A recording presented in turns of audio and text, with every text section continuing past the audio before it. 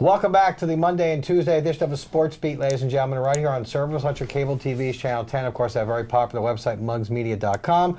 We're joined by basketball analyst Mike Parachuk. He's picking his top players from around the area. This portion of the show is sponsored by the Sparta Athletic Club. It's my home gym.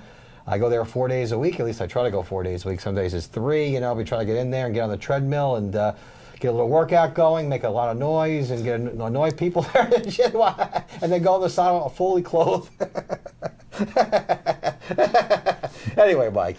Well, you go to the treadmill, you get the squeaky treadmill. Yeah. Then you have to go to PJ's Deli and have breakfast. I have PJ's Deli and Doghouse. Right? And then you have to go back and get on the treadmill. Yeah, that's what I have to do because I like to have pancakes for breakfast with some French toast or some eggs. I love to eat. That's my problem. They're good sponsors. Okay? Yes, they are. Yeah. Okay, Mike. Well, girls, what do you got?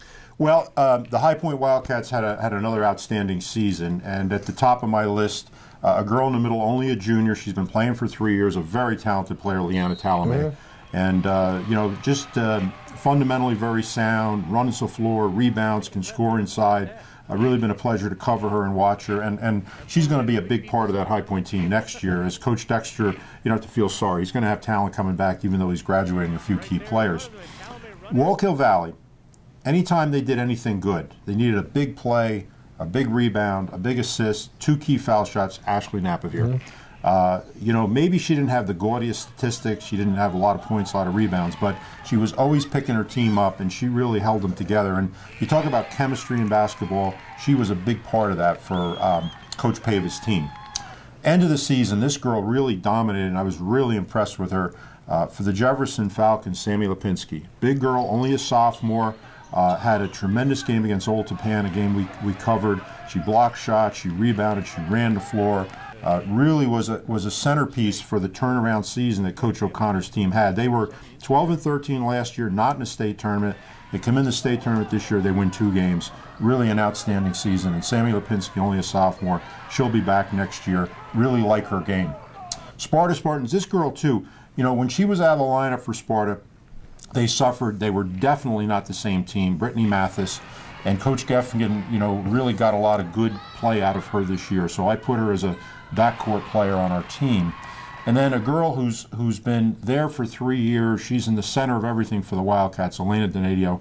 Can't leave her off this team. She was very, very important. From Vernon, a team that had a very good year for Coach Bill Foley. I think he exceeded his expectations. He was worried about maybe we're going to be 500. Young lady, Carrie McDonald, she made the all-conference team for the Vernon Vikings. And then a girl from Wallkill I really like. She's a junior. Again, she's a strong girl in the middle. I look forward to her battling next year, hopefully with Sammy Lipinski, even though they're going to be in different divisions. And that would be Kelsey Murray. Yes. Yeah.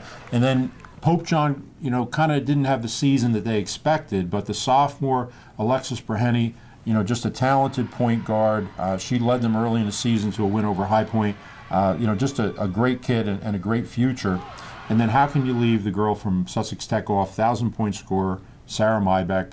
Everything good that happened to the Sussex Tech Mustangs for Coach Ray Woody went right through this girl. Rebounds, block shots, big scoring opportunities. Anytime they did something good, Sarah Mybeck was there. So can't leave her off. We have, the 2 Sussex Tech girls, Stephon Blair and Sarah Mybeck, both with 1,000 points. And both of those teams in the state tournament, first time in a long time. Yeah, that's good that they made the tournament. I'm happy for Sussex Tech. Mike, the tournament this year, Sussex Warren Hunterdon tournament, they're talking about realigning that next year. Maybe the Sussex teams play each other and then until a semifinal or something like that. I think it has to be a realigned. What do you think? That would be good, Jerry. The other thing that really complicated this year was snow. Yeah. We didn't expect to get 30 inches of snow or whatever it was. I know you calling me frantically and you were trying to get out of your driveway. Dan was snowed in. We didn't count on that. And that was just, 3.5 short weeks ago. It wasn't that long ago. So I think that kind of, disrupted this tournament.